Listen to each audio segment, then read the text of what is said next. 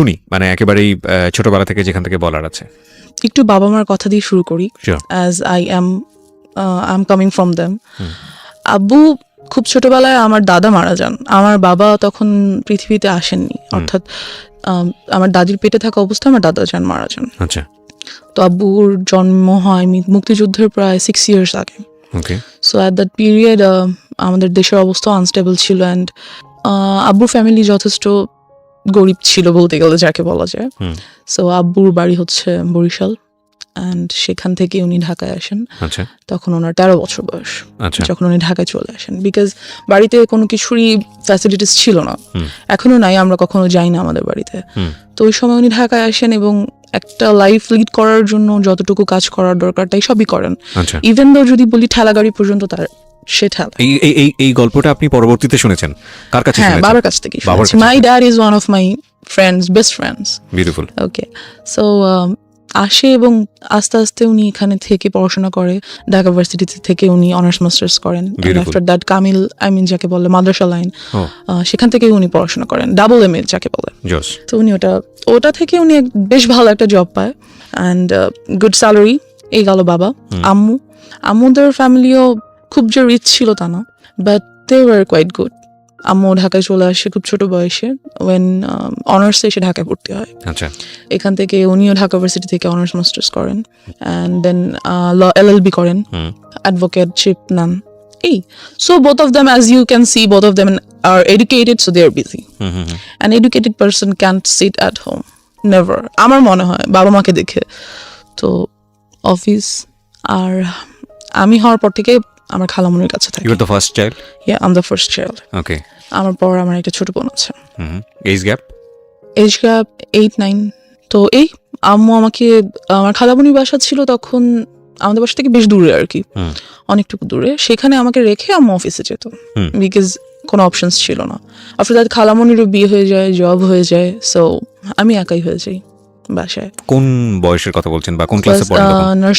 নার্সারিতে পড়েন। মানে আপনি রিয়ালাইজ করতেন বিষয়গুলো? অফ কোর্স, আমি এখনো সবকিছু স্পষ্ট মনে করতে পারি, everything, because I felt all of those things happen with me anyways. তো আম্মু আমাকে বাসায় একাই রেখে চলে যেতেন।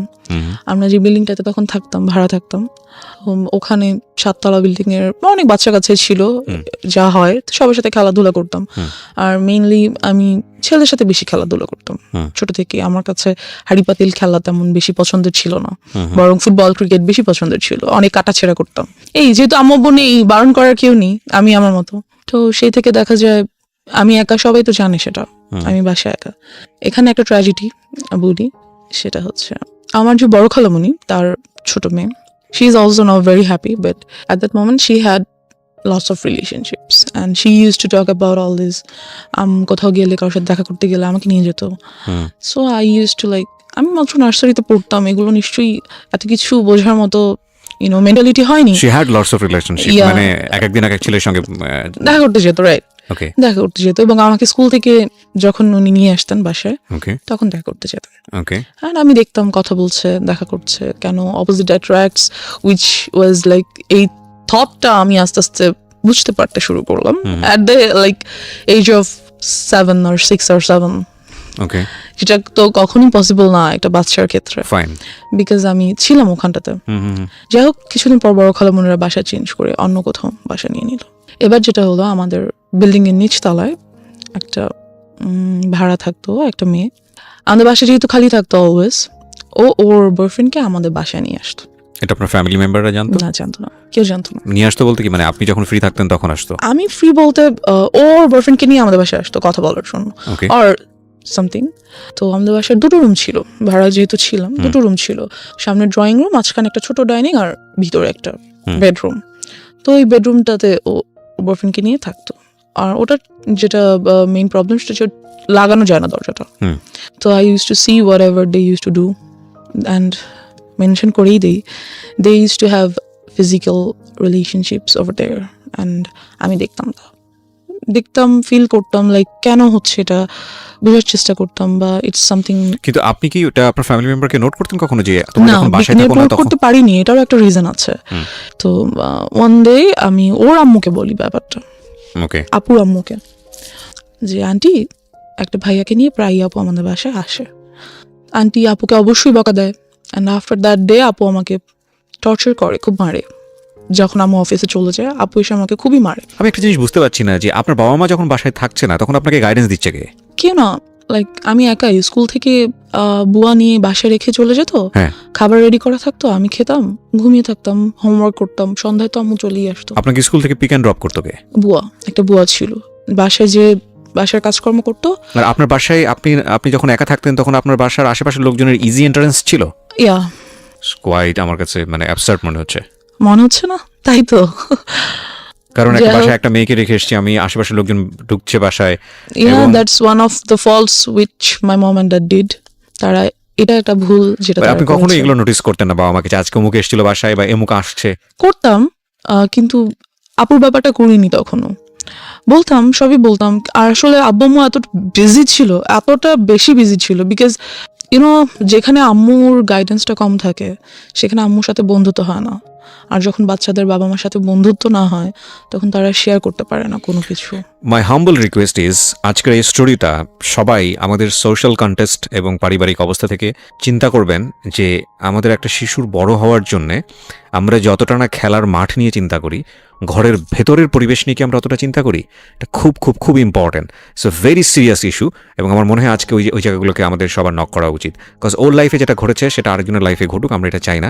It's a social learning, it's a family learning. Okay, এবং আমি ওকে স্যালুট জানাই যে ও নিজেকে এক্সপোজ করে অন্তত আরও 10টা ফ্যামিলিকে সতর্ক করার জন্য এখানে এসছে। জি, তারপর কি হলো? আপনাকে খুব মারলো? হ্যাঁ, খুব মারলো। আমি ভাবলাম আম্মুকে বলবোই যে আপু আমাকে এত মারছে, অ্যান্ড শি টোল্ড মি যে আমি এটা কাউকে বলতে পারবো না, যদি বলি সে আমাকে মেরেই ফেলবে, as I was a child. আর আম্মুকে আমি বললাম ব্যাপারটা যে আম্মু, আপু তো একটা ভাইয়াকে নিয়ে মাঝে মাঝে বাসায় আসে। আম্মু জিজ্ঞেস করলে সে কি করে, কেন আসে, তুমি আসতে দাও কেন, গেট লাগিয়ে রাখো না কেন, ঢুকতে দাও কেন? বললো আপু আমাকে খুব মারে, বকা দেয়, না ঢুকতে দিলে খুব রাগ করে। তো আম্মু এই ব্যাপারটা নিয়ে ওনাদের সাথে কথা বললো, ওই আপুর ফ্যামিলির সাথে। বলার পর যেটা হলো যে তুমুল ঝগড়া দুই ফ্যামিলির মধ্যে। ওরা কি খুব পাশাপাশি ছিল আপনাদের? হ্যাঁ, আমরা ছিলাম 4 তলায়, ওরা ছিল নিচতলায়। আচ্ছা। এই তো খুবই ঝগড়া লাগলো। পরবর্তীতে যে আমাদের বাড়িওয়ালা, উনি আমাদেরকেই বের হয়ে যেতে বললো, যেখানে বের হওয়ার কথা ওদের, অ্যাজ ফল্টটা ওদের ছিল, আমার না, বাট আমাদেরকে বের হয়ে যেতে বললো। সো আমরা সামহাও প্রবলেমটা সলভ হলো, ইস্যুটা ঠান্ডা হলো, আপুটা আর আমাদের বাসায় আসে না। ওকে, এবার যেটা হলো, আমার মেন্টালিটি লাইক ওই জায়গাটা থেকে অনেক আনস্টেবল হয়ে গেল, কি বলবো এটাকে, unbalanced. So I use to think like কেন হচ্ছে এই জিনিসগুলো, বা এগুলো কি, কেন, some kind of curiosity, like of course একটা কিউরিওসিটি গ্রো করলো। আপনি তখন নার্সারিতে পড়েন? ইয়া, তখন আমি 1-এ উঠেছি। ওকে, তখন আমি 1-এ উঠেছি, অ্যান্ড আমার কাছে ব্যাপারটা খুবই আনইউজুয়াল লাগতো। ওকে প্রিয় শ্রোতা, গল্পের মাঝখানে ছোট্ট একটা পজ দিচ্ছি সবার জন্য অ্যানাউন্সমেন্ট। জীবন গল্পের পার্ট 2 বইটি বাজারে আসতে যাচ্ছে খুব শীঘ্রই। যারা অ্যাডভান্স বুকিং দিতে চান, কারণ অল্প সংখ্যক বই আমরা বাজারে আনি প্রতি বছরই ফেব্রুয়ারি মাসকে কেন্দ্র করে, যারা অ্যাডভান্স বুকিং দিতে চান এবং ঘরে বসে পেতে চান নামমাত্র মূল্যে, বইটির মূল্য রাখা হয়েছে মাত্র 200 টাকা, তাদের জন্য আমি বলে দিচ্ছি নাম্বারটি। এই নাম্বারে ফোন করে আপনাকে অ্যাডভান্স বুকিং দিতে হবে, এবং এই নাম্বারটি 24 ঘন্টা খোলা থাকে, চাইলে আপনি এই মুহূর্তেই ফোন করতে পারেন। নাম্বারটি হচ্ছে boibajar.com এর 09611262020। আমি আবারও বলছি এবং ধীরে ধীরে বলছি, প্লিজ নোট করবেন, 09611262020। অ্যাডভান্স বুকিং দিন, 2-1 সপ্তাহের মধ্যেই বইটি আপনার ঠিকানায় পৌঁছে যাবে।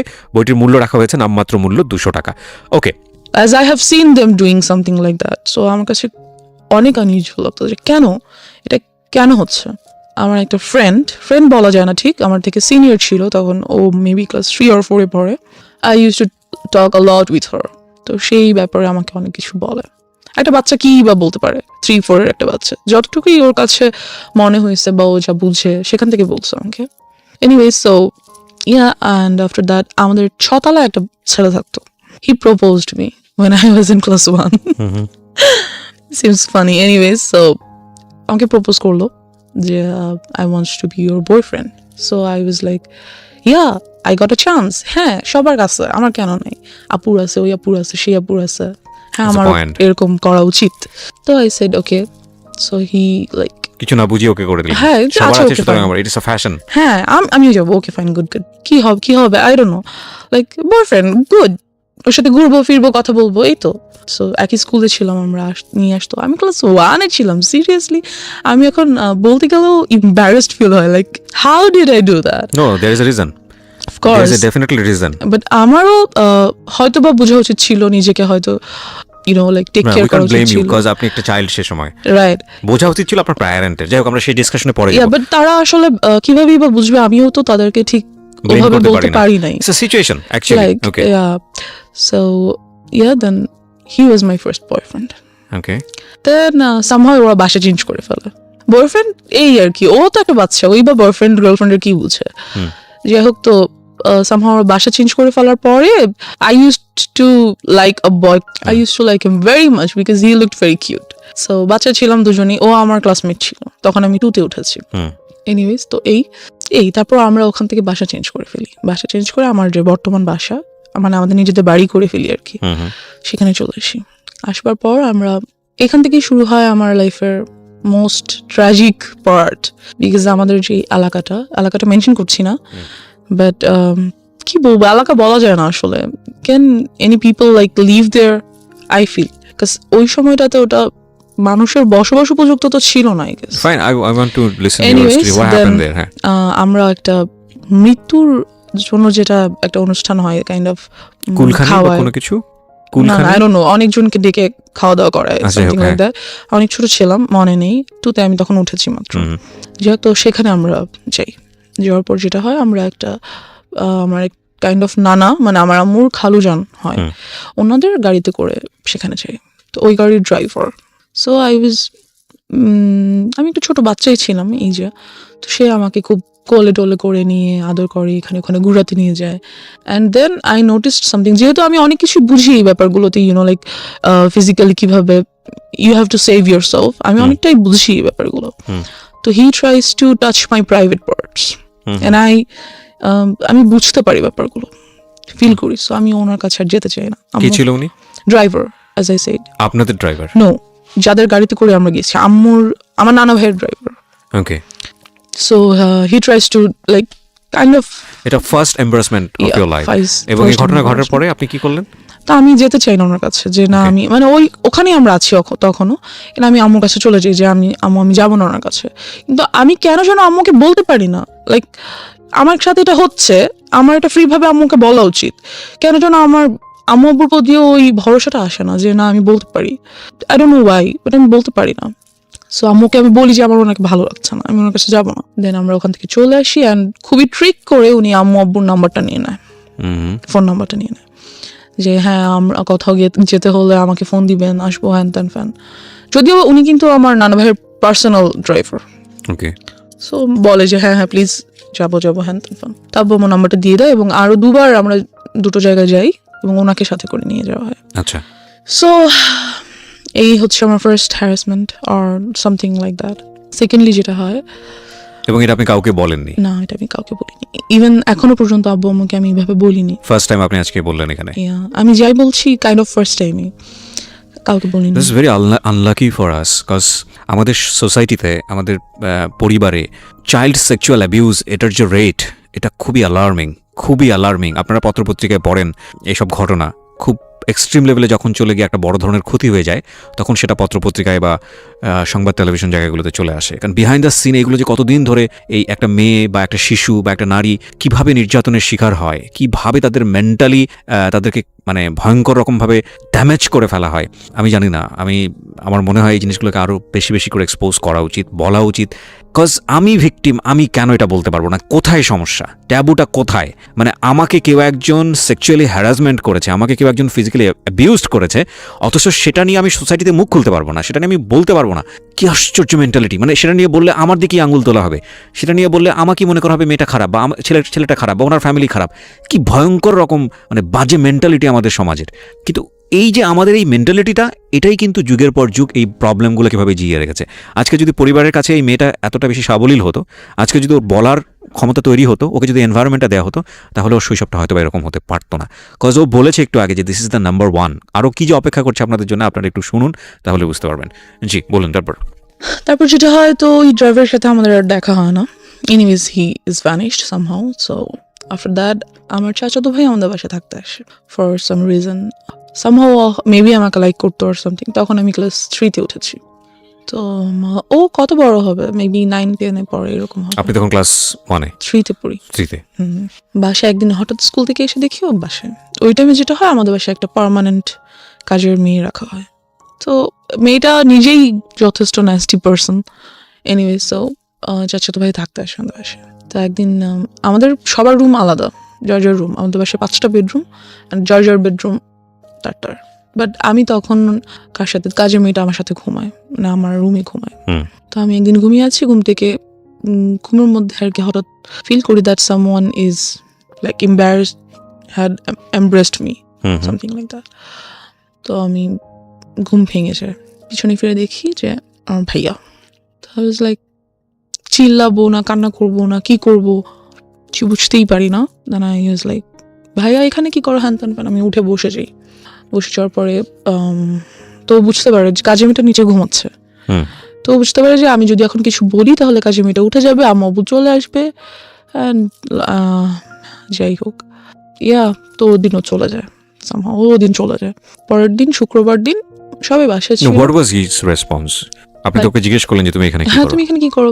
এমনি আসছি, নাথিং, লাইক চলে যায়, উঠে চলে যায়। পরের দিন শুক্রবার দিন সবাই বাসায় ছিল। তো আমরা ছাদে গিয়েছি। আমাদের ছাদটা খুব সুন্দর, গাছ লাগানো চারিদিকে, বসার মতো স্পেস আছে, টেবিল আছে, যাই হোক। তো ওখানে আম্মু চা করে নিয়ে গেছে, সবাই চা খাচ্ছে, ভাইয়াও গিয়েছে উপরে। ছাদটা 2টো ছাদ, একটা হচ্ছে চিলে কোঠার একটা ছাদ আছে আর মেইন ছাদটা নিচে। তো আমি আর আমার কাজের মেয়েটা চিলেকোঠার ছাদে উঠেছি। আমার বেস্ট ফ্রেন্ড সবসময় ছিল কাজের মেয়েরা। যারাই কাজের মেয়েরা আসতো তারাই আমার বেস্ট ফ্রেন্ড, বিকজ কেউ তো সাথে থাকে না, ওরাই সাথে থাকে। তো ওকে নিয়ে আমি ছাদে বসেছি। তো ভাইয়া উপর উঠছে, উঠে আমার কাঁধে হাত রেখে বললো, পড়াশোনা কেমন চলে, হ্যান ত্যান। বললাম হ্যাঁ ভালো। বলতেছে কোনো ম্যাথে প্রবলেম হলে আমাকে দেখাও, ইত্যাদি ইত্যাদি কথা বলতেছে। And he tried the same thing that I faced with that driver. He was trying to touch some of my private parts. তো কাজের মেয়েটা বুঝতে পারে, বিকজ আমার থেকে বেশ বড়। তো আমাকে বলে, আপু চলে নিচে চলে যাই। তো আমিও ফিল করছিলাম, সো আই ওয়াজ লাইক হ্যাঁ নিচে চলে, বাট ভাই আমাকে যেতে দিচ্ছে না। সো না থাকো, এখানে কত সুন্দর লাগছে, পরিবেশটা ভালো লাগছে, যেতে দিচ্ছে না। এই গেল সামহাও। তো আমি চলে আসি নিচে, কিছুক্ষণ বাদে চলে আসি। দেন আম্মুকে বলি ব্যাপারটা, যে আম্মু ভাইয়া আমার সাথে, আমি আম্মুকে ডাইরেক্টলি বলি যে আম্মু ভাইয়া আমার প্রাইভেট পার্স টাচ করার চেষ্টা করে। এটা বলার পর আমার চাচার সাথে আর কি আব্বুর তুমুল ঝগড়া হয়। ও তার মানে আলটিমেটলি আমি একবার বলে ফেলি, হ্যাঁ একবার বলি আম্মুকে, অ্যান্ড আম্মু আব্বুকে বলে। দেন তো ওদের সাথে খুবই ঝগড়া হয়, আর ওই ভাইয়াকে আমাদের বাসায় আসতে মানা করে দেয়। এখন ব্যাপার হচ্ছে আব্বু আম্মুই বা কি করবে, এতবার, এতজন, এত মানুষ, কয়জনকে বাসায় আসতে মানা করবে, কয়জনকে ধরে রাখবে, দরজা কি সবসময় বন্ধ রাখবে বাসার? এটা তো সম্ভব না। যাই হোক, সামহাও ওটা চলে যায়। আমি তখনও ক্লাস 3-তে, এবং আম্মু আমার জন্য একটা টিচার রাখে। আমার বাসায় কখনো টিচার ছিল না, আম্মুই পড়াতো। বাট তখন দেখা যায় যে আম্মু তখন অ্যাডভোকেটশিপটা ছেড়ে দেয়, ছেড়ে দিয়ে আম্মু একটা গভর্নমেন্ট জব নেয়। এতে করে যেটা হয় যে আম্মু খুবই বিজি হয়ে যায়। ওখানে তো অ্যাডভোকেটশিপে হচ্ছে কেস পাবো, যাবো, এরকম কিছু পাবো না, বাসায় আছি। বাট একটা জব ইজ 9 to 5 ডিউটি। আর আম্মুর যেই অফিসটা পড়ে যায় অনেক দূরে, সেখানে যেতেই প্রায় 1.5-2 ঘন্টার মতো লাগে। সো আমাকে একেবারেই টাইম দিতে পারে না। বাট তখন যেটা হয়, আমার খালামণিকে তারা আমাদের বাসায় নিয়ে আসে, খালামণি আর তার হাজব্যান্ডকে। অ্যান্ড আমার সেফটির জন্য আব্বু আম্মু তাদেরকে একটা ফ্ল্যাট গিফট করে দেয় আমাদের বাসায়, ওকে, যে যাতে আমার ছেলে মেয়েরা সেফ থাকে। এই জন্য তো খালামণিও জব করে, মেইন প্রবলেম এখানেই। তো দেখা যায় সেটা আসলে কি বলবো, সবসময় সবাই সবকিছু বুঝে না, ইউনো, অনেক সময় আমরা অনেক কিছু দেখেও দেখতে পারি না, ব্যাপারটা এরকম। প্রিয় শ্রোতা, জীবন গল্পের এখন পর্যন্ত সেরা কয়েকটি গল্প এবং রেডিওতে অপ্রকাশিত একটি গল্প, একটি বিশেষ গল্প নিয়ে এবারের বই প্রকাশ হতে যাচ্ছে জীবন গল্প পার্ট 2। যারা এই বইটি ঘরে বসেই সংগ্রহ করতে চান, কারণ অল্প সংখ্যক বই বাজারে আনা হয় প্রতি বছরই ফেব্রুয়ারি মেলাকে কেন্দ্র করে, বইমেলাকে কেন্দ্র করে, তারা ফোন দেবেন এই নাম্বারে। নাম্বারটি হচ্ছে boibajar.com-এর, এবং নাম্বারটি হচ্ছে 09611262020। আমি আবারও বলছি 09611262020। এই নাম্বারটিতে ফোন দিন। বইয়ের মূল্য রাখা হয়েছে সর্বসাকুল্যে 200 টাকা মাত্র। ওকে, যেখানটা আমরা ছিলাম। যাই হোক, তো খালামণি থাকে, তো আমার জন্য একটা টিচার রাখা হয়। টিচারটাকে বলা হয় যে তুমি সন্ধ্যায় আসবো, কারণ আমি সন্ধ্যা বাসে আসবো। আম্মু বলে যে আমি সন্ধ্যায় আসবো আর তুমিও সন্ধ্যায় আসবো। Your mom is lawyer, yeah that time উনি কি প্র্যাকটিসে ছিল? না, উনি তখন প্র্যাকটিস ছেড়েছে, মাত্র নিউ ছেড়ে একটা গভর্নমেন্ট জবে ঢুকলো। ওকে, তো ওনাকে বললো যে সন্ধ্যার পর আসতে, যেহেতু সন্ধ্যার পর আম্মু অফিস থেকে আসবে। এই তো আমাদেরকে আমার রুমে বসে পড়তে নিষেধ করে দেওয়া হলো। যেটা করা হলো যে ড্রয়িং রুমে বসে পড়বে, ওকে, যাতে আমি দেখতে পারি তোমাদেরকে। যাই হোক, তো আম্মু ড্রয়িং রুমে বরাবরই ডাইনিং রুমে বসে আম্মু অফিসের কাজ করতো ল্যাপটপে, আর আমি স্যারের কাছে পড়তাম। তা অনেক সময় দেখা যায় সব সময় কি আর সন্ধ্যার পর আম্মু চলে আসতে পারে, রাস্তায় জ্যাম থাকে, অফিসে কাজ থাকে, অনেক কিছুই। সো ইয়া, এরকমই মাঝে মাঝে হতো। অ্যান্ড আমার স্যারকে খুব ভালো লাগতো, কারণ স্যার আমাকে খুব আদর করতো, খুব সুন্দর করে বুঝাতো, একটা টিচারকে যেভাবে ভালো লাগা উচিত, দ্যাটস ইট। তো স্যার যেটা করে যে আমাকে অলওয়েজ স্কুলে নিয়ে পড়ায়। ওয়াই? স্যার বলতে কি, হোম টিউটর আমরা কেমন রাখি একটা বাচ্চার জন্য, অনার্সে পড়ুয়া কোনো ছেলে বা মেয়ে এরকম, তো সে আমাকে অলওয়েজ কোলে নিয়ে বসে পড়াতো।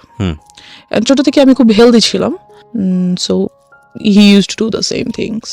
তো ফার্স্ট ডেতেই তো আপনার বুঝে যাওয়া উচিত ছিল যে এটা তো আসলে ফার্স্ট ডেতে তো উনি এরকম করেনি। ওকে, আফটার 6 or 7 months আমাকে পড়াতে একটা টাইমে এসে এরকম দেন যেটা হলো যে উনি বুঝতে পারলো যে আমি এটা পছন্দ করছি না, এবং এই ব্যাপারটার পর আমি ওনার কাছে যে আর পড়ি না, ওকে, ওনার কাছে যেতে চাচ্ছি না। তো উনি করলো কি, নানান কথা আমাকে বলে, like love and relationship and কোন ক্লাসে তখন আপনি? Class 3 class 3 only, and I just can't understand একটা টিচার অনার্সে পড়ে সে কিভাবে ভাবে যে আমি একটা ক্লাস 3 এর বাচ্চাকে রিলেশনশিপ এর ব্যাপারে বলি। I don't know. তো and he said I want to be your boyfriend. একটা teacher, and I was like আমি আম্মুকে বলে দিব। তো বলতেছে বলো, তোমার আম্মু কখনোই বিলিভ করবে না। and he was right, আমি আম্মুকে বললাম আর আম্মু এটা বিলিভ করলো না। কাজ যে টিচারটা ছিল উনি আব্বু আম্মুর খুবই পরিচিত একজনের ছেলে ছিল, বেশ ঘনিষ্ঠ একজনের ছেলে। তো আম্মু এটা কেন বিলিভ করলো না? তারা কি বলতে চাইলো আপনাকে? বললো যে, আমি বললাম যে আম্মু স্যার আমাকে বলে স্যার যাতে আমার বয়ফ্রেন্ড হয়ে যায়। তো আমি বললাম আর তোমার সাথে মজা করেছে, something like that. Note this kind of thing please. সাথে মজা করেছে, এটা কিছু না। তুমি স্যার কি এমনিতে তোমাকে কোনো কারণ লাইক আম্মু asked something personal, so I said আমি ওই ব্যাপারে আর কিছু বলতে পারি না। I don't know why, আমি সবসময় এখানটাতে যে আটকে যাই, আম্মুকে বলতে পারি না কেন জানি। আচ্ছা, আপনি আমাকে একটু বলেন যে আগের যে দুটো ঘটনা আপনি আপনার ফ্যামিলিকে জানিয়েছিলেন, তারা কি আপনাকে কোনোভাবে ব্লেম করেছিল? না, করেনি। বা ওরা সেটাকে ওভারকাম করার চেষ্টা করেছে, যেমন ভাইয়াকে বাসায় আসতে মানা করে দিল। এর আগে যে কাহিনীটা বললাম সেটা তো ডেফিনেটলি তারা করেছে, আপনি এটা বলেছেন, কিন্তু থাকে না অনেক সময় আপনাকে দোষ দিয়ে দেওয়া, মেয়েদেরকে দোষ দিয়ে দেওয়া, এটা করেনি। আমার আম্মু এডুকেটেড পারসন, তারা বুঝতে পারে ব্যাপার। আচ্ছা ফাইন, তো আপনাকে কোনোভাবে কি বুঝিয়েছিল যে দেখো কোনটা গুড টাচ কোনটা ব্যাড টাচ, এবং এরকম হলে তোমার কি করতে হবে? এটা আমাকে বুঝায়নি। কারণ হচ্ছে আপনি নিজেও কি কোনো গ্লুমি সেন্সে ছিলেন যে আসলে কি হচ্ছে, কেনই বা এরকম হচ্ছে? আমি অফ কোর্স ছিলাম, I was very confused because ওই পর্যন্ত আমি জানতাম না, যদি আমি সরাসরি বলি সেক্সুয়ালিটি কি আমি জানতাম না, I didn't new, so I had to face them. So আপনাকে আপনার ফ্যামিলি মেম্বাররা ক্লিয়ার করেনি যে মা আসলে এই জিনিসটা এটা ট্রাই করছে, that is actually bad thing, so you have to be aware of? এটা কখনো বলেনি। সো আপনি নিজে থেকে একটা ধোঁয়াশার মধ্যে ছিলেন, আপনার কোয়ারি হতো না বাবা মাকে জিজ্ঞেস করতেন না যে মা আসলে সবাই কেন এরকম করছে? হতো, বাট আমি কেমন করে মানে আমি কেন যেন আনকমফোর্টেবল ফিল করতাম ওই ব্যাপারটাতে জিজ্ঞেস করতে, লাইক আমার ভালো লাগতো না, বা আমি চেতাম না, বা চাইলেও পারতাম না, এরকম কিছু। তো যাই হোক, তো স্যারকে বলা হলো, তো স্যার আমাকে 1.5 year পড়াইছে। তো অ্যাট দ্যাট টাইম যখন 1 year কাছাকাছি প্রায়, তো he gave me a love letter. সে সেখানে লিখেছে, আমি তোমাকে অনেক পছন্দ করি, তোমাকে আমি অনেক আদর করব, তুমি ঠিক মতো পড়াশোনা করো, বড় হও, দেন আমি তোমাকে বিয়ে করব, হ্যান ত্যান ফ্যান। তো আমি আম্মুকে দেখানোর পরিবর্তে সেটা আমার ফ্রেন্ডকে দেখালাম, স্কুল ফ্রেন্ডসদেরকে। তখন আমি পড়ি ক্লাস 3-তে। যে কাহিনীটা হলো সেটা হচ্ছে ওই ব্যাপারটা নিয়ে পুরো স্কুলে কাহিনী হয়ে গেল। তো যে ওই মেয়েটাকে ওর স্যার লাভ লেটার দিছে, এন্ড প্রিন্সিপাল আম্মুকে ডাকলো। এবং কাহিনী শুধু এক জায়গায় লেগেছে আরেক জায়গায়, এরকম একটা অবস্থা। কাহিনীটা শুধু ওই পর্যন্তই হলো না যে লাভ লেটার হয়ে গেল, ওরা বিয়ে করবে, ওদের কতদিন পরে ওদের বেবি হবে, হ্যান ত্যান, বাচ্চারা যা করে নর্মালি, মানে বিশাল কাহিনী, পুরো স্কুল জানাজানি হয়ে গেল এটা। আম্মুকে কিন্তু আমি তখনও বলিনি, ইভেন দো লাভ লেটারটা আমি স্যারকে কোনো রিপ্লাইও করিনি, কিছুই না, বাট ব্যাপারটা পুরো স্কুলে কাহিনী হয়ে গেল। অ্যান্ড প্রিন্সিপাল ডাকলো আম্মুকে, সো আম্মু গেল ক্লাস টিচার, প্রিন্সিপাল সবাই মিলে বললো আম্মুকে যে এরকম এরকম কি হয়েছে আমরা তো জানি না, কেন স্কুলে এত গুজব হ্যান ত্যান। যেটা ওদেরকে বলা হলো যে আপনি আপনার মেয়েকে স্কুল থেকে নিয়ে যান, ডিরেক্টলি বলা হলো যে নিয়ে যান স্কুল থেকে, আপনার মেয়ে আজে বাজে গল্প করে, ও বাকি বাচ্চাদেরকে নষ্ট করে ফেলবে। আমি কিছুই করি নাই, কি বা করবো, আর আমি বুঝি বা কি বলবো বা কি, আজে বাজে গল্প বা কি করবো। বাট যাই হোক এরকমটা বলা হলো অ্যান্ড ও স্কুল থেকে আমাকে নিয়ে আসা হলো, আম্মু নিয়ে আসলো অ্যান্ড ওই টিচারটাকে বাদ দিয়ে দিল। দেন আপনি তো ফ্যামিলিকে বললেন যে ঘটনাটা কি ছিল? আমাকে লেটারটা দেখালাম, আচ্ছা, তারপর দ্যাটস ইট। তো লেটারটা দেখে আম্মু আমাকে কিছুই বললো না, আর কিছু জিজ্ঞেস করেন? নাথিং, সে জাস্ট টিচারটাকে বাদ দিয়ে দিল। দিয়ে ইট ওয়াজ আ ওয়ান কাইন্ড অফ, আমি জানি না বাবা মায়ের ক্ষেত্রে আমি কি ওয়ার্ডটা ইউজ করবো, because they are just gifted from আল্লাহ। বাট সি, আপনি যখন যেদিন প্রথম দিন বলেছিলেন আপনার মাকে যে he wants to love me, ওই সময় যদি সে বিশ্বাস করে স্টেপটা নিয়ে নিত তাহলে কিন্তু আজকে এইরকম একটা ডিজাস্টার হতো না আপনার লাইফে। সেটা কত বড় হচ্ছে ও, কিন্তু আপনারা একটা জিনিস খেয়াল করবেন ভেতরে গিয়ে, আমি বারবার ইন্টারাপ্ট করছি, ও বারবার এমব্রেস ফিল করছে ফ্রম ড্রাইভার, যে গেল ড্রাইভার, বাসায় আসলো কাজিন, আত্মীয় সম্পর্ক, সেও তাকে বের করে দেওয়া হলো, ইভেন ইট ইজ টিচার, সেও চলে গেল। এবং কোথায় ক্ষতি হলো দেখেন, ওর স্কুল যেখানে ওর ফ্রেন্ডসরা আছে, যেখানে ওর অনেক বড় একটা বন্ডেজ তৈরি হয়েছে, সেখান থেকে ওকে কুইট করে নিয়ে আসতে হচ্ছে। তার মানে ওর এই জিনিসটার সম্পর্কে কিরকম ভয়াবহ একটা সেন্স ওর চাইল্ডহুডে গ্রো করছে। মানে আমরা কিরকম একটা সোসাইটিতে বসবাস করি। ওকে, তারপর যে স্কুলটাতে আমি ছিলাম ওটা অনেক স্বনামধন্য স্কুল ছিল, আমরা মেনশন করতে চাই না, মেনশন করছি না, অনেক সিনারি বাংলাদেশে এরকম বিহাইন্ড আন্ডার দ্য সিন এরকম। হ্যাঁ, ওখান থেকে এসে আমার এলাকার একটা স্কুলে ভর্তি হতে হলো। ওকে, তো ওখানে ভর্তি হওয়ার পর যেটা হলো যে ওই টিচারটা যাকে আমি বাদ দিয়ে দিয়েছে, সে মাঝে মাঝে স্কুলের সামনে এসে দাঁড়িয়ে থাকে, অ্যান্ড এই ব্যাপারটাও আমি আম্মুকে বললাম। চিপস নিয়ে আসে, চকলেট নিয়ে আসে, বেলুনস নিয়ে আসে, হ্যান ত্যান। তো আম্মুকে অনার্সে পড়ুয়া, হ্যাঁ অনার্সে পড়বো, মেবি ফার্স্ট আর সেকেন্ড ইয়ারে পরে এরকম কিছু হবে। যাই হোক, তো নিয়ে আসে, তো আমি আম্মুকে বললাম যে আম্মু স্যার প্রতিদিন এসে দাঁড়িয়ে থাকে, আমাকে নিয়ে যেতে চায়, বাসায় পিছন পিছন আসে, বেলুন দেয়, চিপস চকলেট দেয়, হ্যান ত্যান। তো আম্মু করলো কি, আমাকে আনা নেওয়া করার জন্য একটা বুয়া রেখে দিল 1000 টাকা বেতন দিয়ে, যাতে অ্যাটলিস্ট ওই লোকটা না দাঁড়িয়ে থাকে। এবার যে টিচারটা রাখলো, ওর বাবা মা অনেক নিম্নমানের আর কি, খুব গরিব, তারা স্লামে থাকে। ওর বড় আপুর বিয়ে হয়ে গেছে, সেখানে একটা বেবি আছে, হাজবেন্ড ছেড়ে দিচ্ছে, লাইক ওদের ফ্যামিলিতে খুব ট্র্যাজেডি। বাট ওই ছেলেটা খুবই ব্রিলিয়েন্ট, অলওয়েজ স্কলারশিপে পড়াশোনা করছে, এখন অনার্সে যে উঠছে সেটাতেও উনি ফ্রি পড়াশোনা করছে, ইংলিশের teacher, and as you can see I am quite good at English. বলবো just because of him? No, not like that. Not he like teaches that. you. Yeah, he teached me. He teached good, but one more tragedy over here. যাই হোক, তো উনি এরকম কিছুই ছিলেন না, বরং খুবই রাগী, বদমেজাজি অ্যান্ড টর্চারেবল টিচার ছিলেন। পড়া না করে রাখলে মারতেন, এবং প্রচুর মারতেন। কোন ক্লাসে তখন আপনি? আমি তখন ক্লাস 4-এ পড়ছি, প্রায় শেষের দিকে। ওকে, যাই হোক, তো অ্যান্ড একটা টাইমের পরে দেখা গেল যে পড়া না করার জন্য আমার সেক্সুয়ালি হ্যারাসড হতে হবে। মানে কি? What was the story? Tell me what was the first day স্টোরিটা কি ছিল? যেটা হলো যে আম্মু ওনাকে রাখলো, অ্যান্ড এই টিচারটাকে আর আম্মু রাতে আসতে বললো না, কারণ আম্মু ওনাকে অনেক বিলিভ করতো, অ্যাজ ওর বাবা মা আমাদের কাছ থেকে অনেক ফেভার নিত, অনেক ফেভার নিত। সো আম্মু অ্যাটলিস্ট ভাবছে যে ওর বাবা মাকে আমরা এত ফেভার করি, সেটা আমাদের প্রতি লয়াল থাকবে। বাট এরকম কিছুই হলো না। যাই হোক, তো উনি বাসায় আসতেন অ্যান্ড আমাকে বকা দিতেন। বাসায় কেউ ছিল না, আমার ছোট বোনটা ডে শিফটে পড়ার কারণে সকালে 10টা বের হতো, আস্তে আস্তে সন্ধ্যা 6টা-7টা বেজে যেত, কোচিং টোচিং করে একবার বাসায় আসতো। তো দেখা গেছে যে আমি বাসায় একা। সো আমার বোনটা বুঝতে পারতো that he is trying to do something with me, and সে সেটা আম্মুকে বলতো। আই ডোন্ট নো কেন আম্মু কেয়ার করে নাই, না কেন আম্মু এটা বুঝতে পারে নাই, আমি জানি না। এনিওয়েজ, সো সে আমাকে পড়াশোনা করার জন্য আমার প্রাইভেট পার্টে মারতো। কিভাবে এক্সপ্লেইন করবো, আই ডোন্ট নো। না, you don't need to. So he used to do all the things which I didn't like at all. What is this? Dude, what are you doing? একটা teacher এরকম করতে পারে না। So সে আমাকে 1 বছর পড়ালো, আমার result অনেক ভালো হলো, বাট আরেক সাইড দিয়ে রেজাল্ট হয়তো অনেক খারাপ হয়ে গেল। আমার mentality or my thoughts were heart.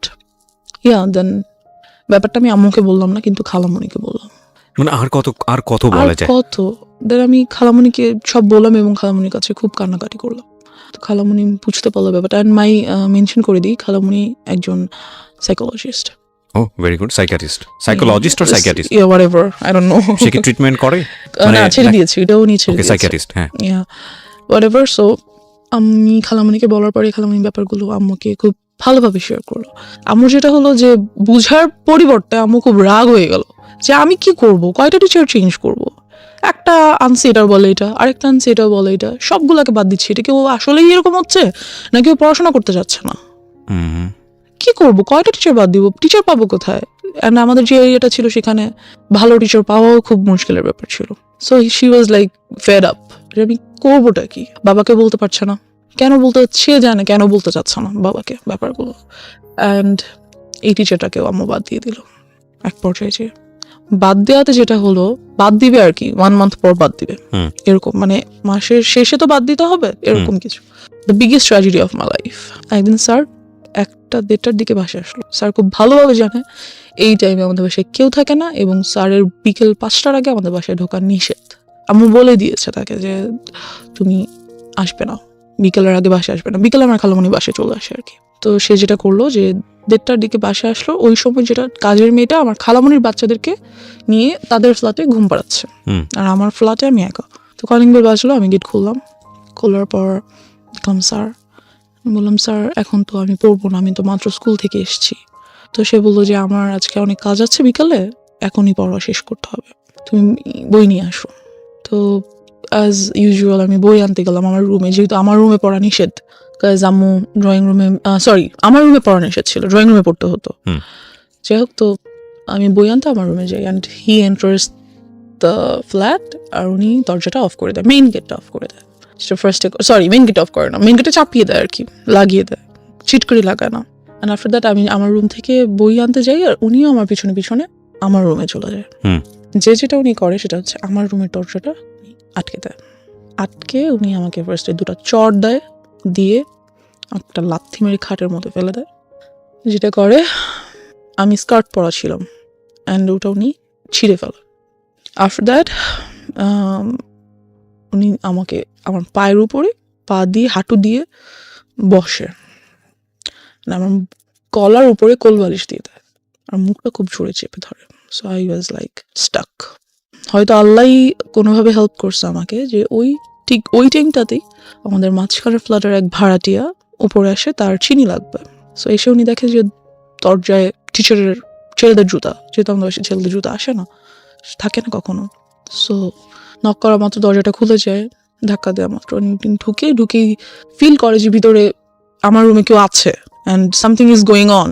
আমি হয়তো চিল্লাতে পারছিলাম না, বাট সাউন্ড তো করতে পারছিলাম, ধস্তাধস্তি তো করছিলাম। সো উনি বুঝতে পারে ব্যাপারটা, বুঝে উনি খুবই প্রচণ্ড জোরে আমার দরজায় নক করে, অ্যান্ড স্যার নকটা শুনেই আমাকে ছেড়ে উঠে দাঁড়িয়ে দরজাটা খুলে টেবিলে চলে যায়, যে বসে থাকে, অ্যান্ড আমার দিকে জাস্ট একবার তাকায়, লাইক আ লুক, আমাকে সাবধান করে দাও, হেই ডোন্ট ইউ ডেয়ার, কাউকে বলা যাবে না, সামথিং লাইক দ্যাট। তো আমি যেটা করি, আমি দৌড়ে আন্টিকে জড়িয়ে ধরি, অ্যান্ড কান্না করে দিই, আন্টির কাছে কান্না করি খুবই, যে আন্টি আমাকে কোলে নিয়ে ওনাদের বাসায় চলে যায়। তখন আমি ক্লাস 5-এ পড়ি। নিয়ে যায় এবং জিজ্ঞেস করে কি হয়েছে। ইতিমধ্যে স্যার বাসা থেকে বের হয়ে চলে যায়। এরকম একটা অ্যাটাক উনি কেন করলো? কোন ধরনের আমি খালামণিকে বলেছি, ও তার আম্মু যে তার মাকে বলেছে। ওনাকে কি বিষয়টা আগে থেকে নক দেওয়া হয়েছিল আপনার ফ্যামিলি থেকে, তোমাকে বাদ দিয়ে দেওয়া হচ্ছে বা এরকম এই মাসি? মেবি, আই ডোন্ট নো, অবশ্যই না হলে উনি এরকম করার তো কথা না। Okay, so what was his intents basically? কি মানে কি চাচ্ছিল সে, যেহেতু জিনিসটা হয়তো সে ভাবছে যে আমাকে যেহেতু বাদ দিয়েই দিচ্ছে, আমার নামে একটা বদনাম হচ্ছেই, তাহলে বদনামটা কিছু না করে কেন হবে, আমি কিছু করি দেন হোক, মেবি সামথিং লাইক দ্যাট। কিছু যে সে করেনি তা তো না, কিছু তো সে করেছে, কিছুটার তো আর বদনাম হবে না, যখন বলে হবে তখন তো ফুল বদনামটাই হবে। সো সে চাইছে তো আমি ফুলই করি, কেন করবো না। তারপর কি হলো আপনার খালামণির সঙ্গে? খালামণি না, সরি আন্টি পাশের বাসায় আন্টি। তো আমি খুব তখন তো বাসায় কেউ নেই, তো কান্নাকাটি করার পরে আম্মুকে আন্টির সাথে সাথে ফোন করলো, ফোন করে ব্যাপারটা বলার পরে আম্মু বললো আচ্ছা ভাবি, ওকে আপনি আপনার কাছে রাখেন।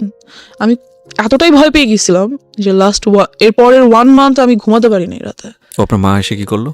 মা এসে কি করবে, খুবই কান্নাকাটি করলো, আম্মু আমাকে জড়িয়ে ধরে। যেটা হলো, what was your father role? উনি আসলে আব্বুকে আম্মু বলতো না, কারণ আম্মু জানে যে আব্বুকে যদি একটার কথা বলে আব্বু খুন করে ফেলবে সবাইকে, সামথিং লাইক দ্যাট। আব্বু অনেক ভালো, খুব কাম মাইন্ডেড, বাট যখন রাগ করে হি spares nobody, something like that. তো এই ব্যাপারটা আম্মু আব্বুকে বললো, কারণ বলাই লাগবে, কিছু করার নেই, এত বড় একটা ঘটনা। রাইট, সো আব্বুকে বলার পর যেটা হলো, আব্বু বললো ওকে আমি পুলিশে দিয়ে দিব, ডেফিনেটলি দেওয়া উচিত।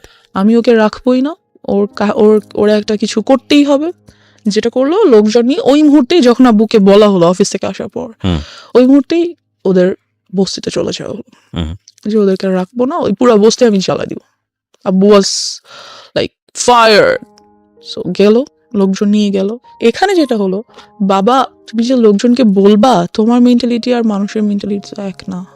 তারা, আমি পুরো এলাকায় ফেমাস হয়ে গেলাম, ওনার শাস্তি হলো, অবশ্যই হলো, কিন্তু এখান দিয়ে যে ক্ষতিটা হলো যে, ওনাকে অ্যারেস্ট করা, হ্যাঁ ওনাকে অ্যারেস্ট করা হলো। আপনি যখন ক্লাস 5 এ? হ্যাঁ, পরে উনি অবশ্য জামিনে ছাড়া পেয়ে যায়। আচ্ছা, কেস ফাইল করা হয়েছিল তাহলে? হ্যাঁ, আমার নামে প্রচুর বদনাম হয়ে গেল, আমার কোনো বন্ধু বান্ধব হয় না, আমাদের বাসায় কেউ আসে না, আমার সাথে কেউ খেলে না, আই ওয়াজ টোটালি অ্যালোন। যেটা হলো, আব্বু আম্মু আমাকে স্কুলে নিয়ে যেত, স্কুল থেকে নিয়ে আসতো, এরকম চললো কিছুদিন, লাইক 6 or 7 months এরকমটা চললো। তারপর যেটা হলো, আর কতদিন সম্ভব স্কুলে নিয়ে যাওয়া নিয়ে আসা, তাদের জন্য খুব টাফ। আম্মুর অফিসে লাইক শোকজ করে দিবে এমন একটা ব্যাপার, চাকরিতে বাদ দিয়ে দিবে এমন একটা ব্যাপার হয়ে গেছে। বিকজ সো আম্মু ভাবলো যে অনেকদিন তো হয়েছে, এখন বোধহয় সবকিছু normal, we can be back in our normal life again. তারপর যেটা হলো, আমাদের বাড়িটা তখন ছিল 3 তলা, এরপর উপরে কাজ ধরা হবে আর কি। তো খুব মিস্ত্রি টিস্ট্রি আসে বাসায়। তো আব্বু তো সভাপতি বাসায় থাকেন না, আম্মুও থাকেন না। তো তখন আমি মেবি 6 এ পড়ি। দেন আব্বুর একটা ব্যাপার কি, উনি খুব ইসলামিক মাইন্ডেড, আর উনি সবাইকে এক চোখে দেখে, মিস্ত্রিদেরকে পাশে বসে খাওয়ায়, ভাই কাউকে কখনো তুমি তুই নো, অলওয়েজ আপনি, respect. He is a golden soul, heaven soul, আমি কি বলবো, I just love him. Anyways, so এরকমই করতো ওই টাইমটাতে। তো মিস্ত্রি আসতো, তাদেরকে সেভাবে রেসপেক্ট করতো।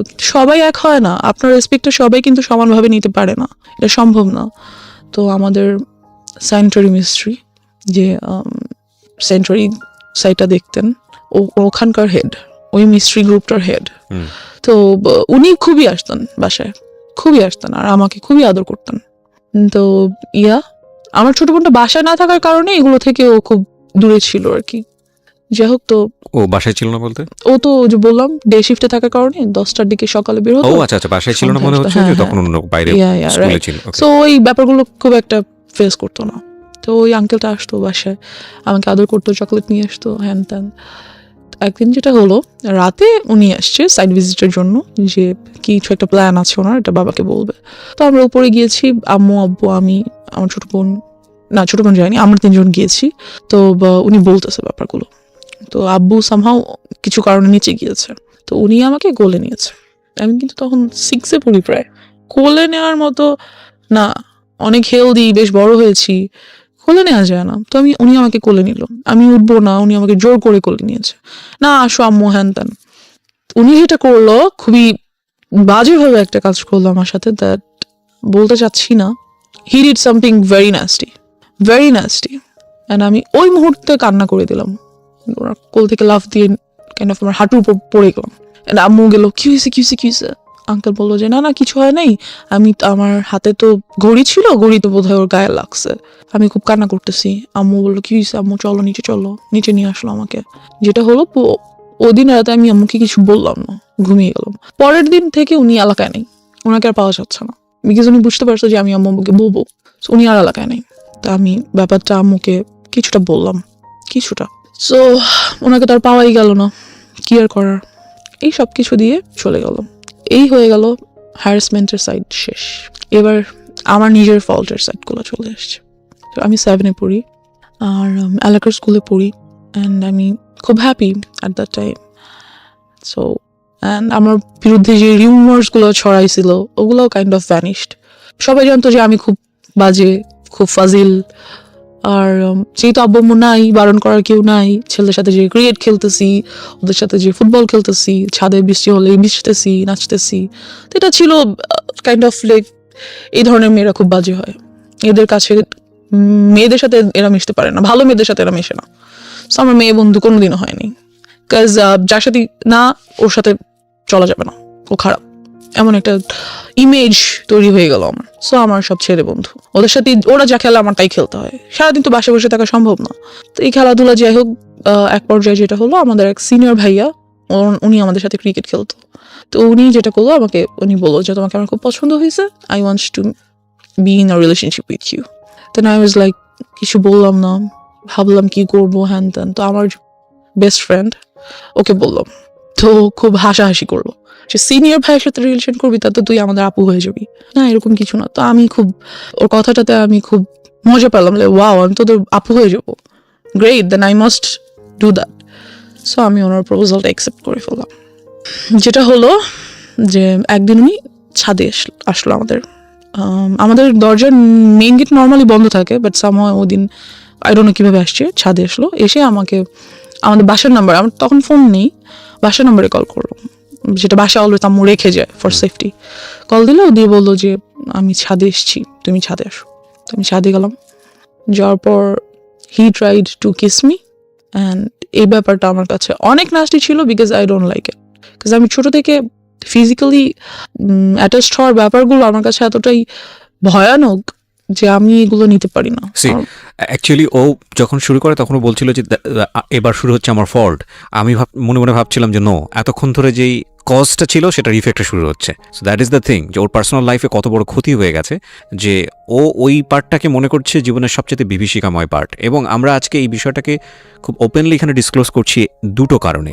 এক, বাবা মা যারা আছেন, ফ্যামিলিতে যারা অভিভাবক আছেন, তাদের প্রতি আমাদের একটা বিশেষ মেসেজ হচ্ছে যে আপনি যাই করেন না কেন জীবনে, যত পয়সা আর্ন করেন, যত বেশি বিজি থাকেন, হোয়াট ফর, কেন করেন? বিকজ আপনার সন্তানরা তো এসে ওই লিগেসিটা ধরবে, বিকজ আপনার সন্তানদের জন্যই তো। তো সেই সন্তানকেই যদি আমি প্রপারলি বড় করতে না পারি, বা তার যদি একটা কমফোর্ট এনভায়রনমেন্ট আমি এনশিওর করতে না পারি, তাহলে এই পরিশ্রমী পয়সা কিসের জন্য? প্রথম কথা হচ্ছে এটা। সো এটার প্রায়োরিটি অবশ্যই জরুরি, এক। দুই নম্বর হচ্ছে যে যারা আজকে অ্যাডাল্ট না বয়সের দিক থেকে, এবং অনেকেই হয়তো বা শুনবে রেডিওতে, তাদেরকে বলবো স্পিক আউট, বলো। কারণ এটা একটা মেয়ের ঘটনা না বাংলাদেশে, এটা একটা শিশুর ঘটনা না বাংলাদেশে, এরকম অসংখ্য মেয়ে, অসংখ্য শিশু, অসংখ্য নারীর ঘটনা এগুলো। হ্যাঁ, কারণ কেউ স্পিক আউট করে না, আমাদের সোসাইটিতে এগুলোকে ট্যাবু মনে করা হয়। আমি বলতে চাই আজকের অনুষ্ঠান দিয়ে দ্ব্যর্থহীন কণ্ঠে যে তোমরা বলো, তোমাদেরকে স্পিক আউট করতে হবে। কিছুদিন আগে আমি দেখলাম সোশ্যাল মিডিয়াতে মিটু আন্দোলন হলো। মিটু আন্দোলন এটা অন্য একটা জিনিস, আমি যদিও এটাকে আমি মনে করি যে ইয়াস, এভাবে বলতে হবে, ডেসপার্টলি আসতে হবে। এবং সেই জায়গাটা থেকে আমি মনে করি যে পুরো দুনিয়াকে না জানালেও অন্তত ফ্যামিলিকে জানাও, ফ্যামিলি মেম্বারদেরকে খুব ডেসপারেটলি বলো। ও তো বলেছে, কিছু কিছু ক্ষেত্রে বলেছে, তারপরেও ওকে এতটা মানে হ্যাসল ফেস করতে হয়েছে। কিন্তু আমি জানি এরকম অসংখ্য শিশু আছে, অসংখ্য কিশোর কিশোরী আছে যারা কখনো স্পিক আউট করে না। সারাটা জীবন ধরে তাদের মধ্যে এটা ট্রমা হয়ে যায়, এবং তারা সারাটা জীবন ধরে এটা বয়ে বেড়ায়। তো সেই জায়গাটা থেকে আমি রিকোয়েস্ট করবো সবাইকে, প্লিজ স্পিক আউট। ওকে, হ্যাঁ বলো তারপর। তো যেটা হলো যে আমার ওটা ভালো লাগলো না ব্যাপারটা, ওর বিহেভিয়ারটা। সো আমি টোটালি বললাম যে I am not liking your behaviour, so I am not going to be in a relationship with you anymore. So I broke up with him. Okay, just because of this reason? Yeah, because I don't like it. আমার কাছে relationship মানে কি, সম্পর্ক তো সবার সাথেই হয়, বাবা মা আমার একটা সম্পর্ক, বন্ধু বান্ধব আমার একটা সম্পর্ক, এটাও তেমন একটা সম্পর্ক। So I just don't like it. After that যেটা হলো, ব্রেকআপ তো হইলো, বাট ও তো এলাকার বড় ভাই, so it's not good for me. ব্রেকআপটা হয়তো আমার জন্য ভালো না। যেটা করলো, অলওয়েজ আমাকে ডিস্টার্ব করতেছে, রাস্তায় বের হতে পারছি না, বাজে কমেন্টস হচ্ছে, কি বলবো, এই আমার গায়ে ইট ছুটে মারতেছে, ওদিক থেকে রং দিচ্ছে গায়ের মধ্যে, বেরোতেই পারতেছি না রাস্তায়, কুকুর ছেড়ে দিচ্ছে পিছনে। What are all this just because I broke up with you? Why? আমাকে তোমার যেমন প্রপোজ করার রাইট আছে, আমার তোমার প্রপোজাল রিফিউজ করার রাইট আছে, এটা তুমি করতে পারো না। এরকম কিছুদিন যাওয়ার পর যেটা হয়, আমার যে বেস্ট ফ্রেন্ড, ও যেটা করে, আমাদের কিছু বাচ্চা কাচ্চা নিয়ে এলাকার কিছু সিনিয়র পার্সনদের কাছে যায়, অ্যান্ড এই ব্যাপারগুলো বলে, রিকোয়েস্ট করে যে এই গ্রুপটা খুব মেয়েদেরকে খুবই, অথচ মেয়েদেরকে কিছু না, আমি একা এগুলো ফেস করছি, খুব বলে যে ওরা এরকম করছে, প্লিজ আপনারা ওদের বিরুদ্ধে কিছু একটা করেন। যাই হোক, তো সামহাও ওই ছেলেটা মেবি এরিয়া চেঞ্জ করে অন্য কোথাও বাসা নিয়ে নেয়। এবার যেটা হয়, আমাকে একটা ছেলে প্রপোজ তো না ঠিক, ব্ল্যাকমেইল করে for to be in a relationship with him. Like ওর বাবাও একজন অ্যাডভোকেট, অ্যান্ড ওর আম্মু হাউস ওয়াইফ, ওর বড় দুটো বোন আছে, দুজনেই এডুকেটেড। বলতে গেলে ওর ফ্যামিলিটা খুব ভালো, বাট ও জানি না কেন এমন হয়েছে, সম্পূর্ণ বিপরীত এবং বিকৃত মস্তিষ্কের একজন মানুষ আমার মনে হয়। বিকজ ও যেটা করতো, আমাকে প্রপোজ করে কয়েকবার, আমি বারবার রিফিউজ করে দিই because he looked so ugly first, second his behaviour was so nasty, so I didn't like him at all. সব থেকে বড় কথা হচ্ছে অলওয়েজ এলাকায় আমি যখনই বেরোতাম দেখতাম সিগারেট খাচ্ছে, এটা আমার অনেক অপছন্দ ছিল ওই টাইমটাতে। So I refused his proposal. একদিন যেটা হলো, রিক্সা দিয়ে যাচ্ছি, চলন্ত রিক্সা লাফ দিয়ে উঠে পড়লো, you have to accept my proposal anyhow. মানা করে দিলাম। ফোন করেছে, কোথায় তুমি? আমি কোচিংয়ে। বেরো, আমি রাস্তায় দাঁড়িয়ে আছি। বেরোয় দেখি মেইন রোডের রাস্তার মাঝখানে দাঁড়িয়ে আছে। আমি মরে যাবো তুমি যদি আমার প্রপোজাল অ্যাকসেপ্ট না করো। I was like, let him die. I was like, whatever. Then যেটা করলো, ওর আব্বুকে দিয়ে আমাকে ফোন করালো। মানে চিনতে ভুল করেছে, মানে থাকে না, ওর কমন সেন্স মনে হচ্ছে আসলে আমার একটা দয়া মায়া হবে, and I think she will fall in love with me, that's why ও মাঝখানে দাঁড়িয়ে আছে। বাট সব গাল তো একরকম না, খুশি হয়ে যাবে অনেকে। আই থিঙ্ক আপনি খুশি হয়ে গিয়েছেন, ঠিক আছে, আপদ বিদায় হবে যদি আজকে কিছু একটা হয়েই যায়। Kind of like that, yes, because ও অলওয়েজ পিছন, আমি যেখানে যাচ্ছি সেখানে। ওয়াই? এনিওয়েজ, তোর আব্বুকে দিয়ে আমাকে ফোন করালো। তোর আব্বু ভাবলো যে যাক, একটা ভালো মেয়ের সাথে যদি ফ্রেন্ডশিপ হয়, মেবি ও আস্তে আস্তে চেঞ্জ হয়ে যাবে। তো ওর আব্বু ফোন দিল আমাকে, দিয়ে বললো যে আম্মু, আমার ছেলেটা তো তোমার সাথে ফ্রেন্ডশিপ করতে চাচ্ছে। বলছে আমি ফ্রেন্ডশিপ করতে চাই। আব্বুকে তো আর বলতে পারে না যে আমি রিলেশনে যাব। তো বাবা কেন ফোন দিয়ে সেটা ইন্সপায়ার করবে? আই ডোন্ট নো, ওর আব্বু আমাকে ফোন করলো। এনিহাউ, আই থিঙ্ক ও ফোর্স করেছে ফ্যামিলিতে, যে কোনো ভাবে হোক ওটা করেছে যে তোমরা এটা ম্যানেজ করো, আদারওয়াইজ আমি একটা কোনো কিছু করবো। হ্যাঁ, তো ওর আব্বু আমাকে ফোন দিয়ে বললো যে আম্মু তো তোমার সাথে ফ্রেন্ডশিপ করতে চাচ্ছে, তো তুমি ওর সাথে ফ্রেন্ডশিপ করো, দেখো না আমার ছেলেটা অনেক ভালো, ও অনেক লক্ষ্মী ছেলে, হ্যান ত্যান। তা আমি কি বলবো আঙ্কেলকে? আমি বললাম, আঙ্কেল, আমার আম্মুর সাথে কথা বলতে নিষেধ করেছে। তখন আমি কিসে পড়ি? ক্লাস 8-এ পড়ি, 7-এ পড়ি, 7-এর শেষের দিকে।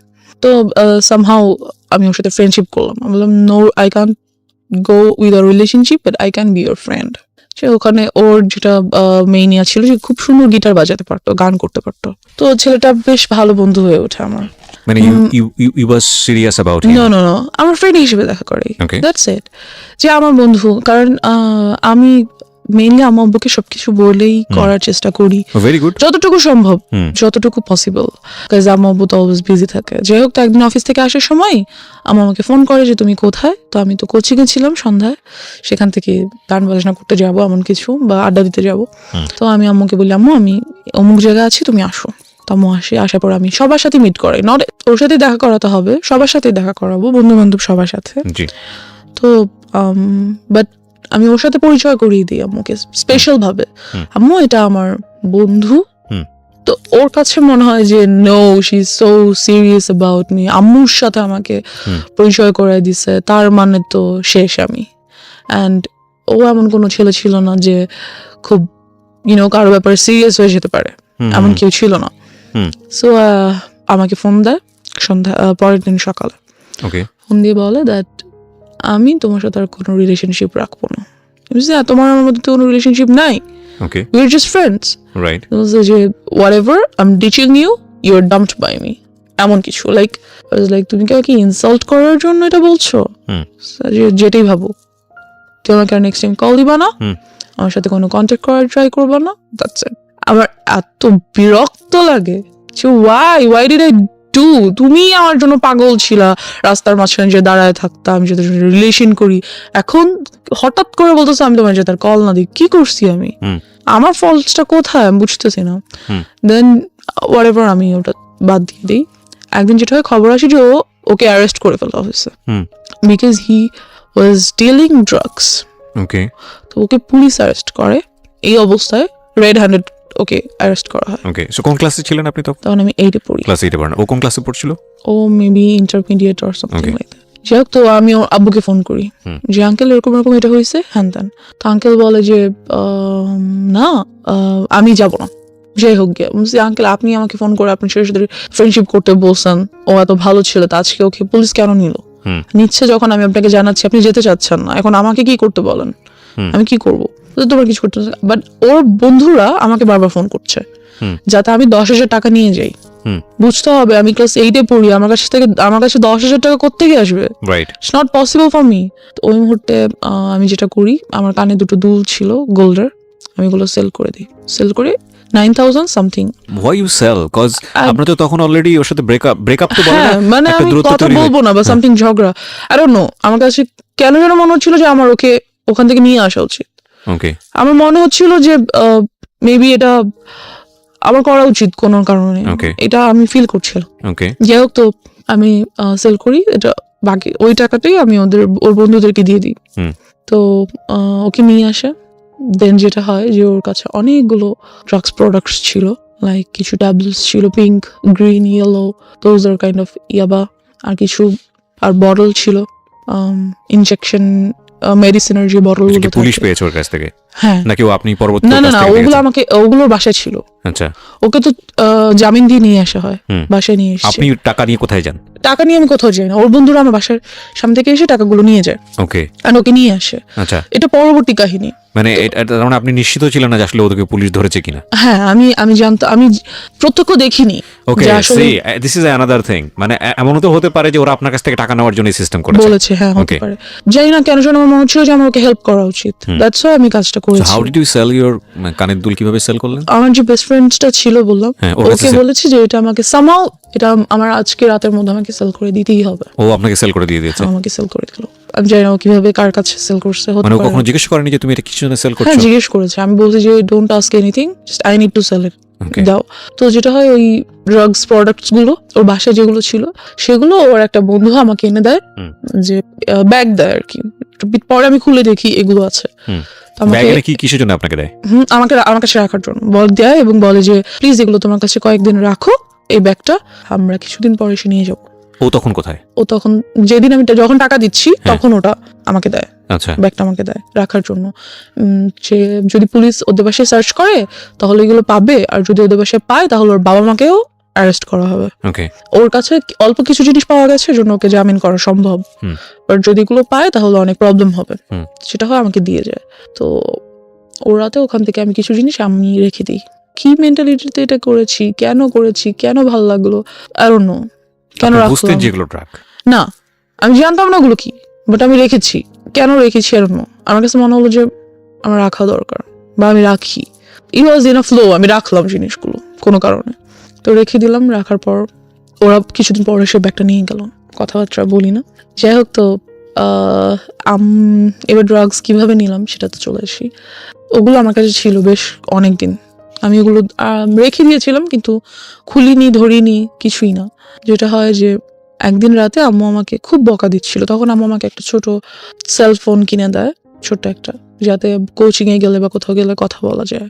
তো ওটা আমি টিপাটিপি করছিলাম, মেসেজেস দেখছিলাম। তো আম্মু এসে দেখে আমি বইয়ের সামনে রেখে ফোন ইউজ করছি। তো আম্মু খুব বকা দেয় আমাকে, প্রচন্ড বকা দেয়, অ্যান্ড আমার পাস্ট নিয়ে অনেক কথা বলে, লাইক কখনোই তোমাকে নিয়ে আমি কোনো শান্তি পাই নাই, তুমি সবসময় আমাকে প্রবলেমস ক্রিয়েট করছো আমাদের লাইফে, তুমি এটা করছো সেটা করছো, হ্যান ত্যান, খুবই বকাবকি করে। তো এক পর্যায়ে আমি আমার উপর খুব চিল্লাই, ইট ওয়াজ মাই ফল্ট অর সামথিং, আমি করেছি ইচ্ছা করে, সামথিং লাইক দ্যাট। তো আম্মু যেটা করে, আমার ফোনটা নিয়ে ভেঙে ফেলে অ্যান্ড আমাকে রুম বাইরে থেকে লাগিয়ে চলে যায়। খুব বিরক্ত লাগে ব্যাপারটা, আমার খুব মেজাজ খারাপ লাগে যে আমি কেন আমার সাথে এই কাজটা করলো উইদাউট এনি রিজন, হঠাৎ করে এসে ফোনটা নিয়ে ভেঙে আমার সাথে রাগারাগি, চিল্লাচিল্লি। আমি তো কিছু করিনি। কোন ক্লাসে তখন? আমি তখন ক্লাস 8-এ। Okay. আমার তখন টেস্ট পরীক্ষা সামনে, 8-এর টেস্ট পরীক্ষা হুম। চলছে, পরের দিন আমার ইসলাম শিক্ষা পরীক্ষা, এরকম কিছু। যাই হোক, তো আমি পড়ছিলাম বাট ফোন টিপাটি, দ্যাটস ওয়াই মেবি আমার রাগ করছে যে পড়ার টাইমে ওয়াই আর ইউ, ঠিক আছে সেটা তুমি বকা দিতে পারো যে ফোন কেন নিয়ে রেখেছো, বাট শি ওয়াজ লাইক তুই এটা করছিস ওটা করছিস। তো আম্মু আমাকে রেখে চলে গেল, রাতে খাবার দিল, খেলাম না, ঘুমাতে যাব। আম্মু ওদিন আমার সাথে আমার রুমে ঘুমাবে, সে ঘুমাচ্ছে। তো আমার ব্যাপারগুলো এত খারাপ লাগছিল যে আসলেই মেবি আমি আমার আব্বুর লাইফে অনেক বড় একটা প্রবলেম আমার জন্য, হয়তো বা আসলেই তারা অনেক সাফার করছে, যেহেতু আমার জন্য পুলিশের কাছে যেতে হয়েছে, এলাকায় প্রবলেম হয়েছে, a lot of things they had to suffer for me, so I was like আমার মেবি বাসা থেকে চলে যাওয়া উচিত, হয়তো আমি না থাকলে আব্বু আম্মুর কোনো প্রবলেম হবে না, তো তারা কি বলবো, তাদের সব প্রবলেম সলভ হয়ে যাবে, আমি হয়তো তাদের প্রবলেম। আমি যেটা করলাম, রাত্রে প্রায় 1:30টার দিকে ঘুম থেকে উঠে বাসা থেকে বের হয়ে গেলাম। And you don't know আপনি কোথায় যাচ্ছেন। নো আই ডোন্ট নো, আমার জাস্ট মনে হচ্ছিল আমি হয় মারা যাবো, আদারওয়াইজ এই বাসায় থাকবো না। ওকে। বিকজ আমি হচ্ছি এই বাসার প্রবলেম, আমি নাই তো বাসাটা শান্তি থাকবে। বিকজ আম্মুর কথা আমার এমনই মনে হচ্ছিল। তো আমি বের হয়ে গেলাম, বের হয়ে রাস্তা একটু সামনে যেয়ে বসে রইলাম, একটা বাসার সামনে বসে রইলাম। তো তখন মনে হচ্ছিল যে না, বাসায় চলে যাই, বাসায় চলে যাই। আম্মা ঘুম থেকে উঠার আগে বা এটা জানতে পারার আগে যে আমি বাসায় নেই, আমি বাসায় চলে যাই। আর ভাবলাম না, যাবো না। Like I was confused and এর মধ্যে অনেক রাত হয়ে গেছে। তো যেটা হলো, আব্বু ঘুম থেকে উঠে গেল এবং দেখলো আমি নেই।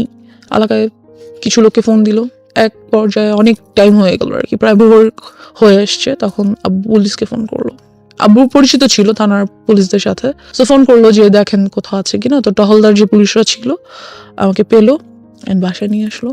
অ্যান্ড আব্বু আমাকে কিছুই বললো না, কোনো বকাঝকা করলো না, কিছু করলো না। বিকজ আব্বু নিউ দ্যাট আম্মু আমাকে এমন কিছু একটা বলছে যার জন্য আমি কাজটা করছি। তো আব্বু আমাকে জাস্ট বললো যে নেক্সট টাইম যদি কখনো তুমি বাইরে যেতে চাও, রাতে ঘুরতে যেতে ইচ্ছে করে, তাহলে বাবাকে বলবা, আমি তোমাকে নিয়ে যাবো। I was like wow great. But আমার এইটাতে হয়তো আমার ফিল করা উচিত ছিল যে না, বাবা আমাকে একটা চান্স দিছে, I should take it. But আমার কেন যেন খুব বিরক্ত লাগছিল, বকা দিল না কেন আমাকে? আমি রাতের বেলা বের হয়ে গেছি, আমাকে অবশ্যই বকা দেওয়া দরকার ছিল, দিল না কেন? কেমন যেন লাগছিল। এরপর থেকে যেটা হলো, আম্মুর সাথে আমার আর কোনো কমিউনিকেশন হচ্ছে না, কথাবার্তা হচ্ছে না। আর আমার খুব মাথা ব্যথা হতো, আমার হতো যে মাথা ব্যথায় মাথা ফেটে যাচ্ছে, এত মাথা ব্যথা হতো। যেটা হলো, আমি যাতে কোনোভাবে লাইক আর হ্যারাসড না হই, এই থটটা থেকে আমি অনেক বন্ধুদের সাথে, এমন ছেলেদের সাথে ফ্রেন্ডশিপ করেছিলাম যে যারা আমাকে টিস করতে পারে। করার কারণ হচ্ছে এটা যে ওরাই যখন আমার ফ্রেন্ড হবে তখন ওরা আর আমাকে টিস করবে না বা আমাকে কোনো প্রবলেম করবে না। তো ওদের মধ্যে থেকে একজন আমাকে বললো কি যে তুই সিগারেট খা, সিগারেট খেলে যেটা হবে মাথা ব্যথা করবে না। তো আমি সেই কাজটাই করলাম, সিগারেট খেলাম। অ্যান্ড ফিলিংসটা এমন ছিল যে হ্যাঁ, খুব মাথা ঘুরতেছে, কিন্তু একটু পরে আর মাথা ব্যথা করছে না। পৃথিবীর অন্যতম জঘন্য জিনিস, এবং এটা যারা খায় প্রথম আমি একটু বলে নেই, বিকজ ওই ফ্যান্টাসিতে সবাই থাকি আমরা টিনেজ বয়সে। আমি যদি একটা টান দিইনি তা না, সে কারণেই বলছি। এর চেয়ে জঘন্য জিনিস আমার কাছে মনে হয় না। এটাতে মানুষ কেন নেশা, অন্যান্য ড্রাগসগুলোর ক্ষেত্রে কি হয় আমি জানি না, কোনো ফিল নিশ্চয়ই আসে, কিন্তু এটাতে তো কোনো ফিল আসার কোনো লজিকই আমি খুঁজে পাই না। একটা খুব কটু গন্ধযুক্ত একটা ধোঁয়া, এবং এটা মানুষ ভিতরে কেন যে নেয়, এবং নেয়ার পরে যে মুখের যে গন্ধ, এইগুলো এদের কাছাকাছি যাওয়া যায় না। আই এম সরি, মানে ভেরি এম্বারেসিং। এটা কোনোভাবেই মানে খাদ্যযুক্ত একটা জিনিস হইতে পারে না, কোনোভাবেই না। এই অখাদ্য এটা, এবং এত বেশি অখাদ্য, এটার ভিতরে মানুষ হুদাই অকারণে ব্রেন থেকে একটা ট্রমা, মানে এই পার্টিকুলার জিনিসের প্রতি মানুষ তৈরি করে যে না, এটা খাইলে এরকম একটা ফিল হয়, এটা খাইলে সিগারেট ছাড়া একটা কবিতা আসতেছে না, সিগারেট ছাড়া এটা হচ্ছে না, সিগারেট ছাড়া বাথরুম হচ্ছে না। ফালতু থিং, নাম্বার 1 ফালতু থিং, এত দুর্গন্ধযুক্ত জিনিস। জি বলেন। এনিওয়েজ, তো যেটা হয়, সিগারেট খাওয়া শুরু করে দিই আস্তে আস্তে। আর ওই পিরিয়ডটাতে আমার আর রাতে ঘুম আসে না।